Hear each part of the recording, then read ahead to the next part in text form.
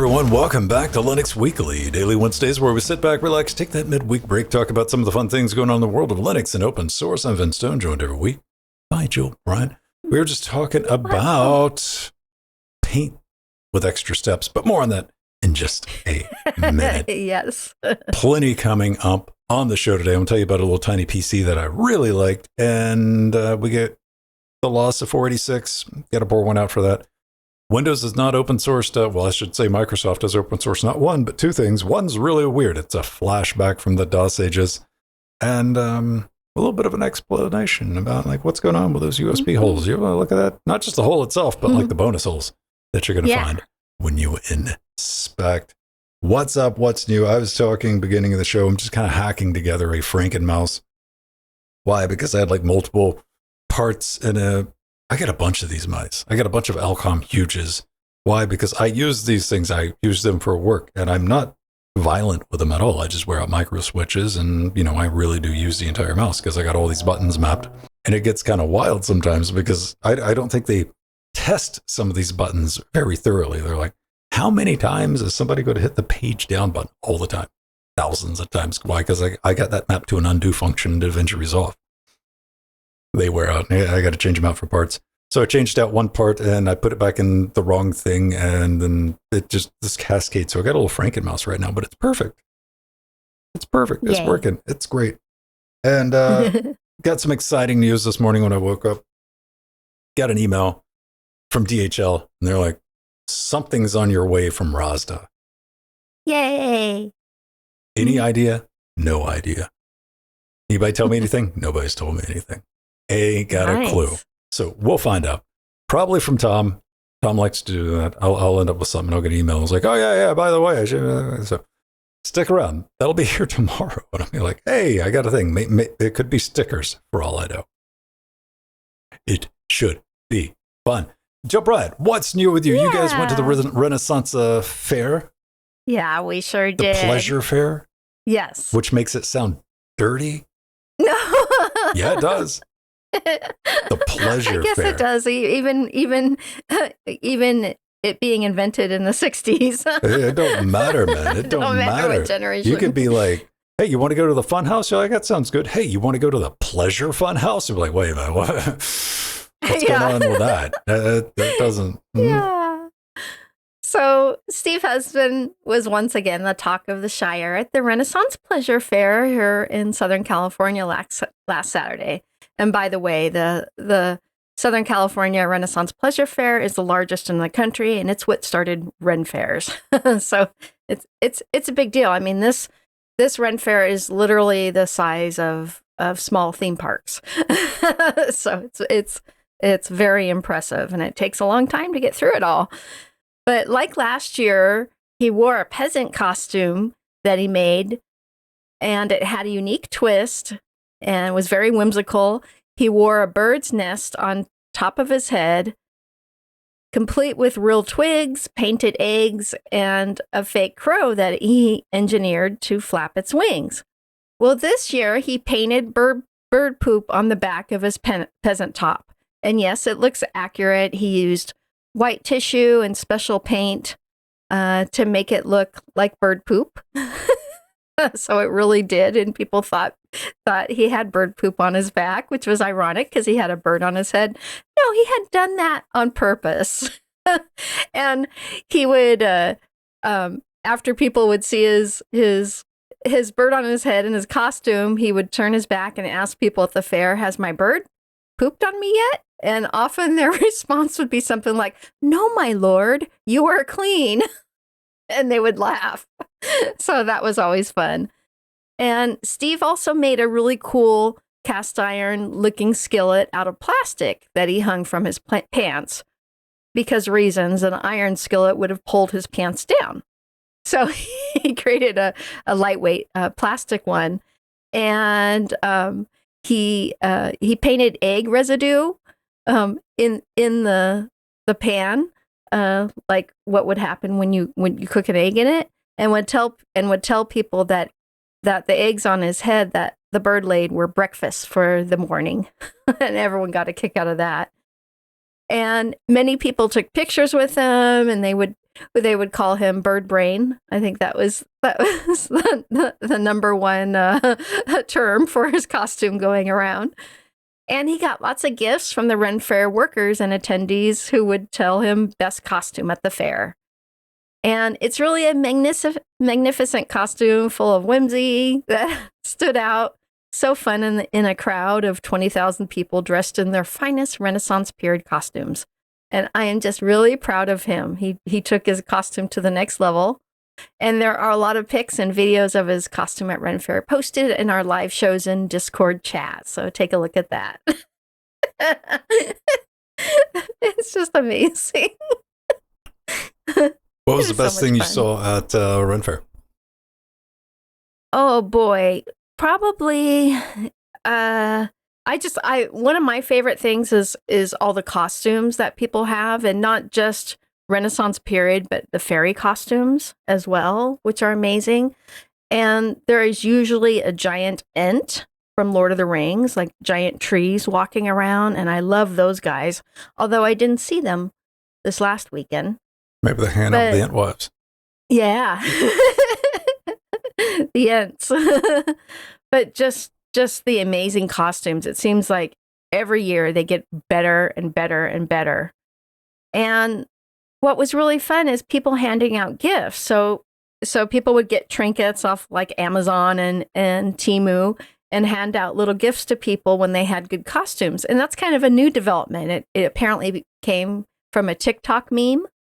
And I thought that was just so cool. And we had to actually ask, why are people giving us all these gifts? And one of the young people there in a costume told us about the Temu meme, which I didn't know about that meme. What are those young 30-year-olds? Yeah. Yeah. But just the shows. Oh, and the drum circle. One of my favorite things as Steve has been, he went in the center of this huge drum circle. There was probably about 1,000 people dancing in the middle of a huge Renaissance period drum circle. It was amazing. And he was dancing up and down in the center, and the bird, wings were flapping. And so that's one of the videos we took that's in Discord chat. Good times. Yeah. All right. So let's go ahead and hop into it for this week, everybody. I'm going to start off with something that I kind of glad. I've been on a little bit of a mission. It goes a long, long way back. And I'm talking about mini PCs. Why? Because I want to reduce and make things smaller in here. And I've always been fascinated about shoving a lot of power into a true tiny box. Now, I know I'm on record about thermal note boxes. Like, I want to shove a full-size PC into a toaster box. I was like, no, that's horrible. There's way too much heat. That's bad, but people do it anyway. So mini PCs are absolutely neat. They're fantastic. But there's always been a problem that I've had that, the market's just flooded with them from everybody. You go to Amazon, you type in mini PC, you're like, a lot of that looks like the same thing with different names on it, doesn't it? Because it does. And you don't really know. Linux has come a long way. There's a good chance, you can roll the dice. I'm like, maybe everything's going to work on it. But when you start thinking about things like, what Wi-Fi chipset, good luck trying to find out what Wi-Fi chipset's on these things before you get it. Or, your sound, HDMI audio, and all these little niceties. And I want to do something about that. And I started with the 705, the Elite Desk that I picked up last year. Yeah. I'm like, well, let's see if we can get Linux on this thing. How does this? Let's get a little benchmark going. Set that up. I put it up on Interface with Linux. I'm like, pretty solid piece of kit, very affordable, about $100. It was 5,200, 2,600, whatever, I forget exactly, but it had a desktop part in it. And unfortunately, when it heated up, it turned into a jet engine. I'm like, oh, cool, I'll be able to use these for it's like one of these WebRTC machines that like Jill's on. Yeah. No. Like, man, that's unfortunate. So when I ran across this, I got an opportunity. KEEKOM rang me up and they're like, hey, we want to do something. Do you want the big gaming rigs and all that? And I'm like, not really interested in that. They're cool to play with. They're fun. Yeah, get like an i9 or Gen 1350 or whatever, the Intel stuff, the crazy stuff. Yeah, it'd be fun to play with, but you're not buying one of those. I'm not buying one of those. I'm like, if I'm buying a mini PC, I want like, something like $200-300. That's what they had. that's what they had that I wanted. And I had to fight with them to get it because they're like, "Were you interested in that?" And I'm like, "Do you have anything you're going to?" Well, we got a refresh of the mid round. I'm like, "Give me that." Fine. So the A5 2025. I've been playing around with this for the past couple of weeks. It's a sub $300 mini PC. This thing's like $270. It's got a Ryzen 5 7430U, 16 gigs of RAM, 512 gig NVMe drive. Again, for under $300. I was like, that's not a bad deal. It isn't. Then I saw the marketing material. They had a picture of Linux Mint and they had Ubuntu running on there. And I'm like, okay, this will be fun for the video. I put Fedora 42 on it. Very Classic. recent distribution. I'm like, throw it a little bit of a curveball. It just Yeah. laughed at me. It laughed at me. It was so boring, Joe Bryant. Why? The Wi-Fi, just the worked. Bluetooth, audio, 3D, you name it. I didn't do anything except click enable third. During the install, that was it. And I'm like, well, everything just works now. And what really caught me off guard, you remember the Rosda, that little N100 credit card size Yeah. x86 board that I got? This thing uses less power than that at idle. That's amazing. That little quad core N100. This thing's got 6 cores, 12 threads, uses less power than the N100, and it's way more powerful. It's about 95% the performance, maybe like 93, 95% the performance of a 5600G. And that's what I'm comparing it to. The 5600G, even 4 years old, first thing I grab when I'm just building a general purpose mid-range PC. Why? Because it's super cheap. It's great value and it still keeps up. You know, you don't feel like you're sitting around waiting on it to do anything. And what sold me on this, and what might sell a lot of you on this, is it is so quiet. It is so fantastically quiet, because the Ryzen 5 7430U, you were like, I haven't seen one of those at the store. I'm like, it's a laptop part. They took a laptop chip and they put a big beefy all copper cooler on top of that critter. You cannot make that fan spin up. I tried. I felt like I was trying to torture someone. Like I was walking around it going, I'm going to make you scream. And it would never give up. It never gave me a scream at all. I put this thing under 100% load for over 30 minutes. The fan never, it was just sitting there going, like, well, that's kind of boring. But it's super cool if you, like, it is just quiet. Gaming, it's quiet. You're not going to be doing a lot of gaming on this. Much like a 5600G, that this is about Steam Deck performance. So, okay, if you want to play games at 720p on low, okay, but, you know, 2D platforming, Hollow Knight will do 120 on there. The firmware's not incredible, but I got curious. I was like, okay, I know I can run Cyberpunk on this thing because my 5600G can run Cyberpunk. What does Cyberpunk look like when I enable FSR3, I enable FrameGen and all that? It looks like chaos. Oh, it is the most hilarious thing you ever saw. This is that's like 37 FPS. It does about, it's, you know, it averages out to about 40 FPS. The FrameGen, the wibbliness, the wobbliness is hilarious to look at, and the input latency is like crazy because it's very entertaining.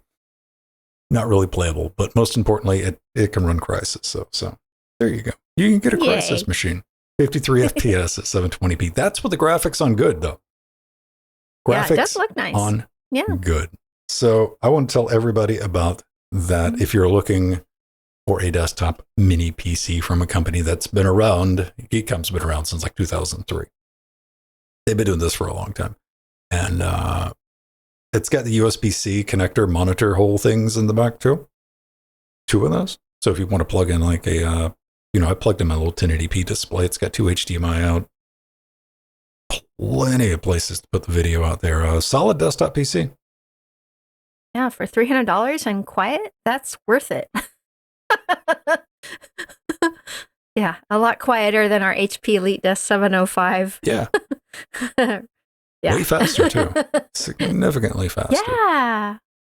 Plenty of RAM, plenty of storage. And there it is. Really the only complaint, and I feel like I was looking for something to complain about. I'm like, well, I don't find something to complain about. People are like, oh, you're just shilling for it. It's got a plastic case on it. But look at the price. I know. It's not a cheap plastic case, but it's a plastic case. So, if you spike it on some concrete. It's going to crack. But hey, there you go. I want to tell everybody about it. Mhm. The KEEKOM A5 2025 edition mini refresh. And hopefully, I'm glad this worked out. I'm glad I didn't have to throw this thing under the bus. I'm glad it was Linux compatible. I'm glad I didn't have to come out and be like, nothing works. It's horrible. This thing's junk. Why? Because KEEKOM is also going to be releasing, I think they're calling it the QS or QC1 later this year, which is going to be using a Snapdragon Yeah, sweet. SoC. And it's going to be their mini PC. So hopefully they weren't too offended by this review. And maybe we can get one of those. So, Oh, that would be awesome. yeah, man. Yeah, That just would to be- have a mini PC that's quiet. I mean, I have several in my collection too, like from B-Link and some other manufacturers, and they're all noisy. Well, I mean, if you're buying a B-Link, see, this is like what I'm talking about. Like when you say mini PC, a lot of people are like, yeah, the $99 B-Link mini PC. I'm like, man, Yeah. no, this is like a desktop replacement. Yeah. This is Much more powerful. a real PC that you'd get stuff done with day in and day out. Or like ludicrous, absolute turbocharged overkill for like any type of headless application. Because it sips power. It uses less power than the N100. It's still freaking amazing. It's got a lot going for it. It's not the cheapest thing in the world by any stretch of the imagination, but then again, it's good value. And I'm all about good value. If you're looking for cheap, B-Link. What Jill said, just make sure you get some earplugs or, noise canceling headphones along with it. And you know what? Just go ahead and buy 2 or 3 because it might not last a full year. This does have a 3-year warranty on it. Very nice. There you For go. $300. Yeah, you can't lose on that one. And if you're curious about what's coming up next, look at that. Ooh. That's the RV2. Nice. The A blue RV2. one. Oh, it's fantastically blue. I'm just finishing up the written bits for it. If you want to see the preview video, the rough cut video, and I do mean rough cut,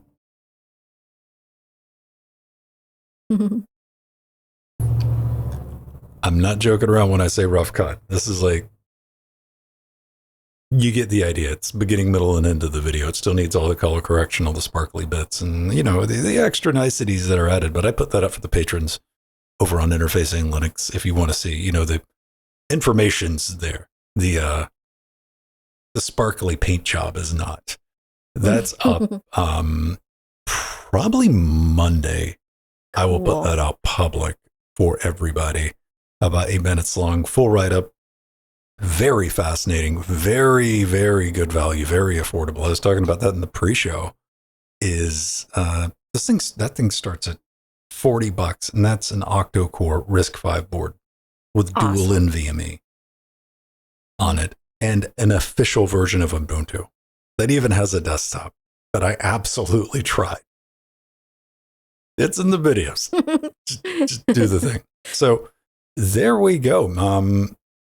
That's all of our PC stuff. Let's talk about never mind. We're just going to keep talking about PCs, but we're going to get in our DeLorean and we're going to go 87 miles an hour all the way back to the days of 486, and 486 SX, and DX, and 486.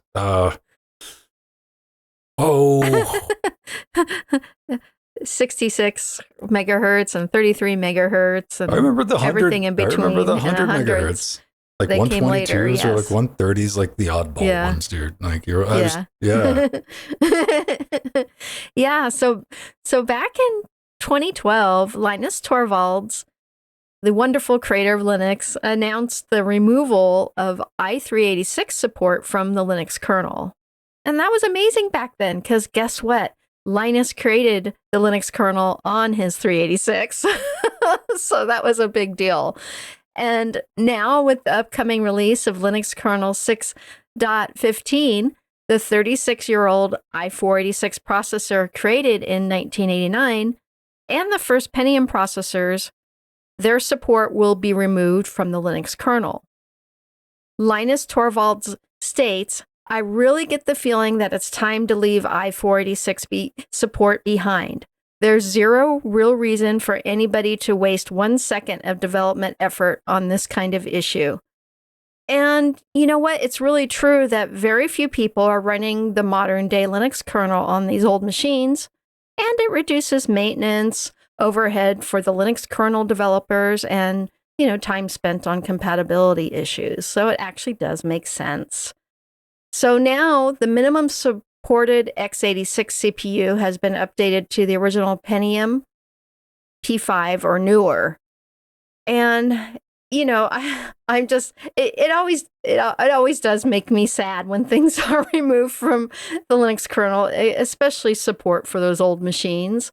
But time marches on, and my 33 megahertz 486DX and 66 megahertz 486DX2 let out a sigh, but they will happily chug along with an older Linux kernel and an older Linux distro from Debian.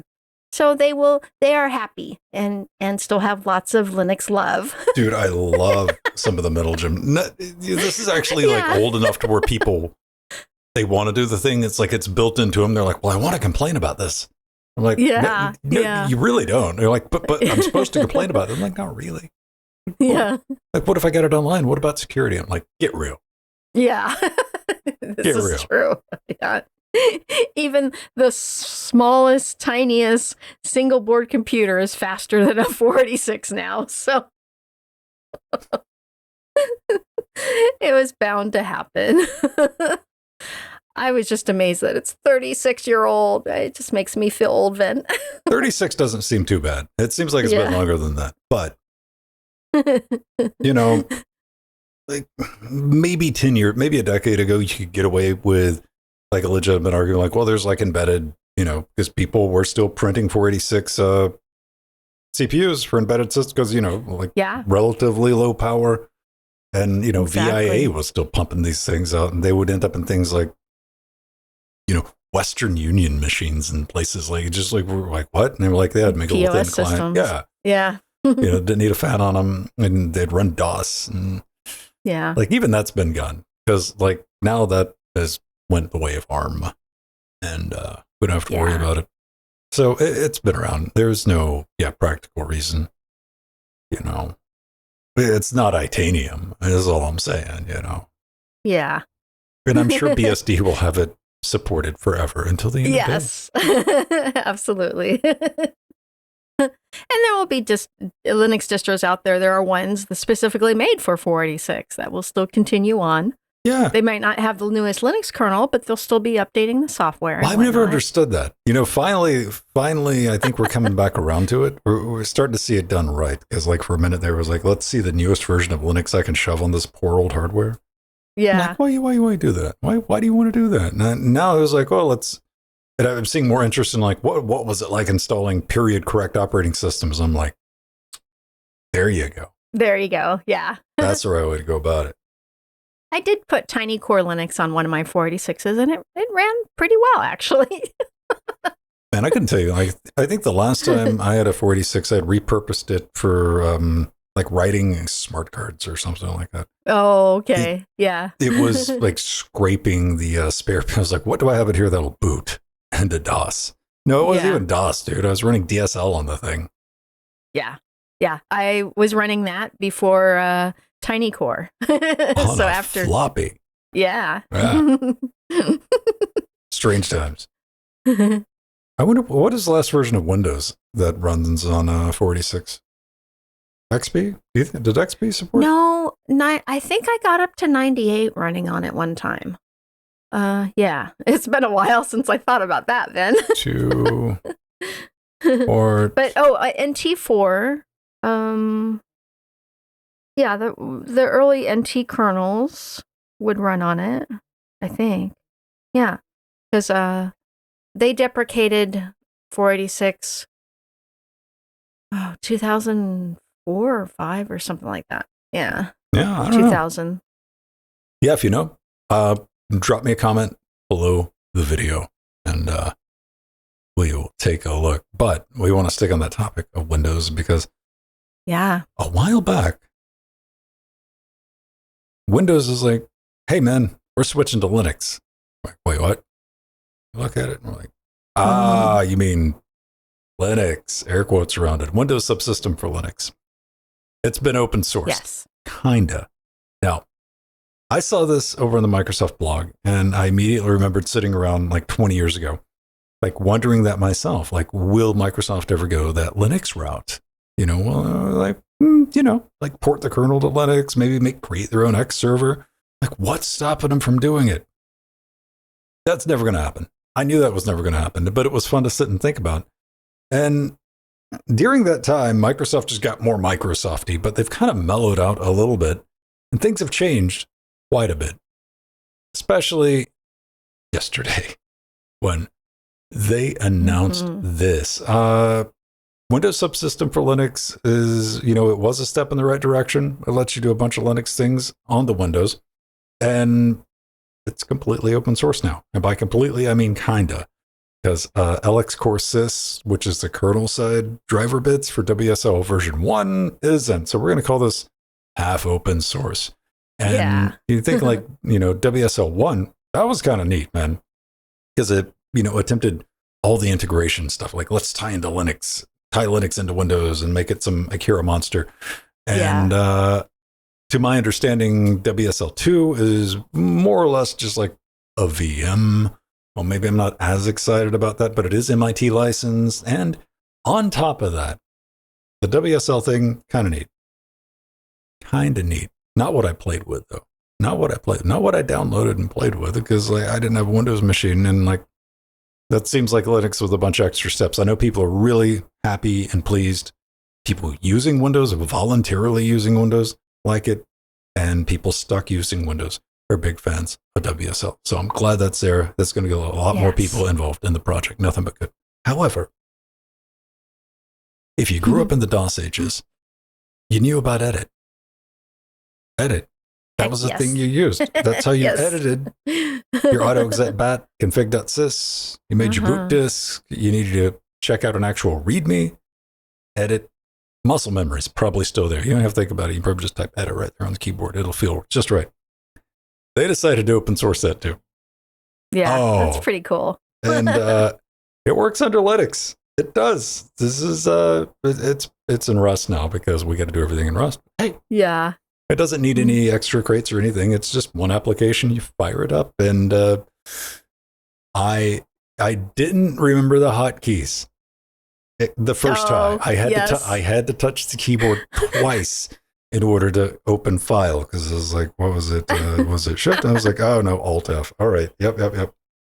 I got in and I was able to quit it. And there it is. It's got find and replace, word wrap. And hey, look at it this way. In 2025, you now have a tool on Windows you can use over SSH.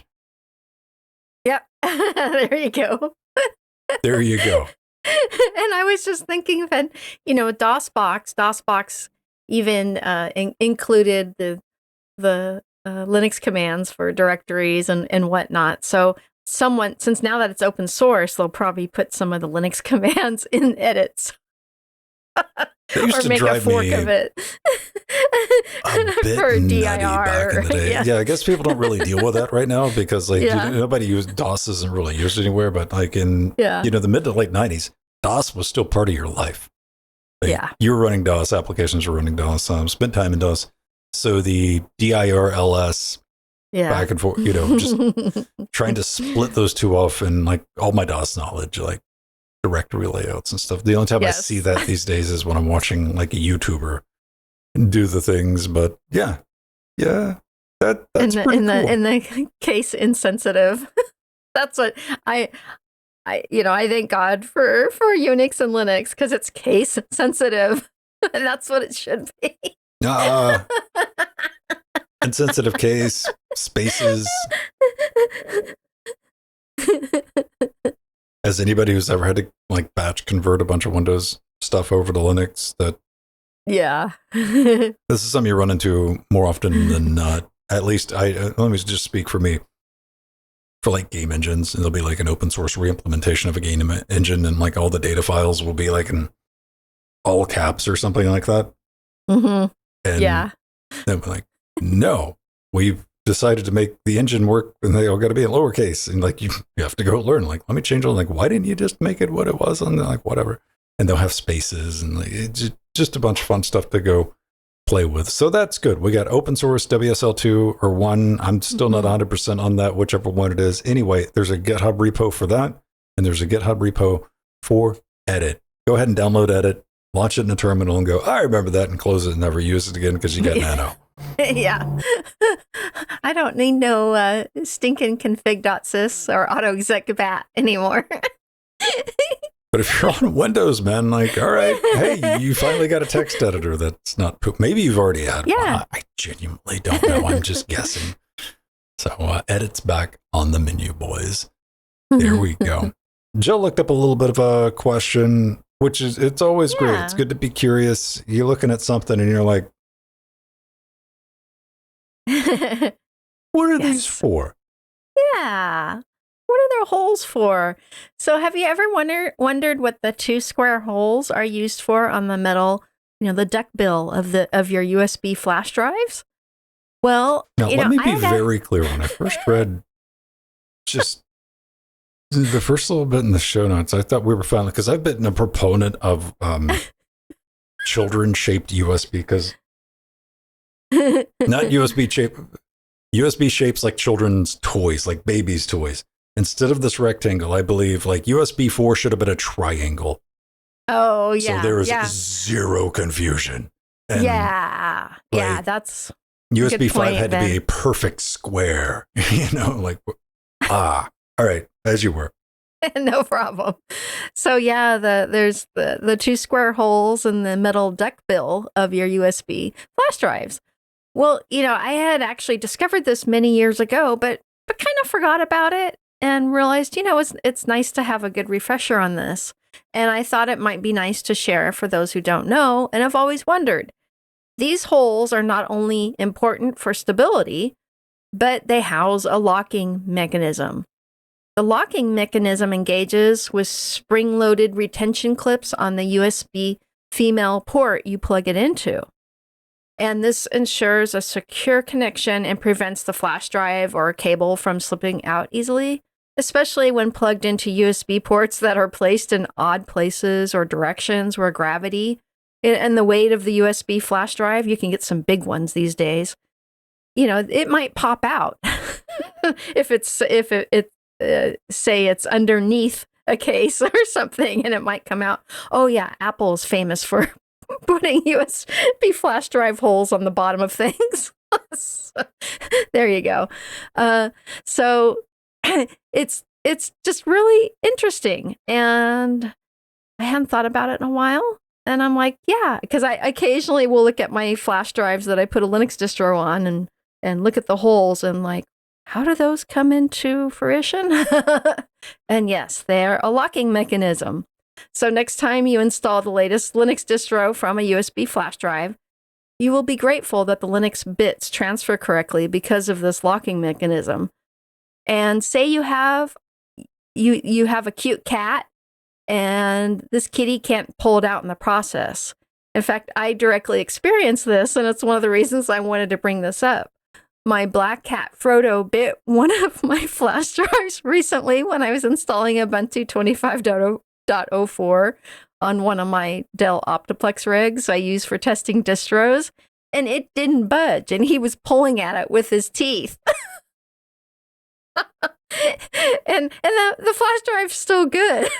So that was the first time he'd ever done that. I mean, it's a cat. They're not bright. Yeah. But that was the first time he'd ever done that. It was odd. But he wanted to play with it. That was all. He just wanted to play. When I think about USB locking mechanisms, I was going to say, when you absolutely, positively accept no substitute. Hot glue. Hot glue. There you go. There you go. I know people would do that with their Ethernet cables, Venn, at businesses. We went medieval on a couple of years ago over at the University of Georgia. My buddy professor, and it was like, he's runs a research lab, and his people were constantly bringing in thumb drives, and they had a new policy like you couldn't plug anything into the computers. Don't bring your music, photos, or don't plug your phones into that. Nobody's paying attention. We went in there with a hot glue gun. Oh, okay. Every single USB port. They were mad, man. I got daily updates for about a week and a half. He was hot glue, get stuff done. Yeah. So not only can it retain USB, it can prevent USB. Yeah. Yeah. So that's a good piece of thing to know. You're like, all right. So it helps a little bit. I'm sure it definitely helps when you can't get a little thumb. Man, these thumb drives are getting ridiculous, aren't they? Yeah. And the new ones that are crazy small. USB. You can't even get a good grip on them. Yeah. And the USB-C ones, they pull out easier because they don't have as good a locking mechanism, but they're better made. It's you don't have to worry about putting it incorrectly incorrectly like with the classic USB duckbill. It's a 64 gig drive. Yeah. Like, amazing. I have some 128 your fingers 256 and 512 ones. Yeah.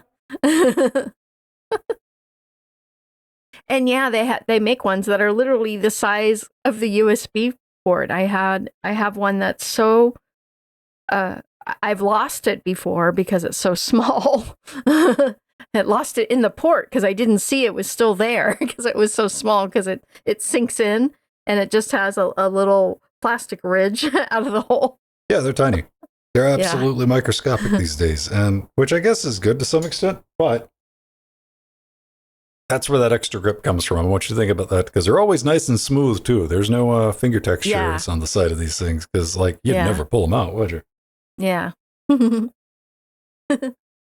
right, ladies and gentlemen, that's going to wrap us up for the show this week. If you want more, subscribe, like and subscribe. Go to our YouTube. Jill remembers what our YouTube page is. At Lynn WDW. LINWDW.